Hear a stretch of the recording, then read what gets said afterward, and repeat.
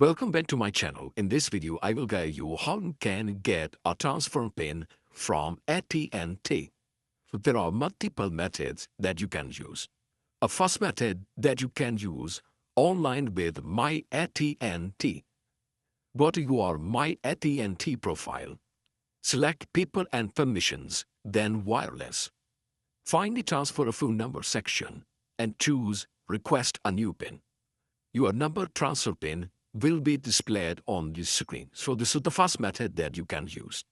The second method that you can use using myAT&t app. Open the myAT&t app and sign in. Go to More section, then Manage Profile section.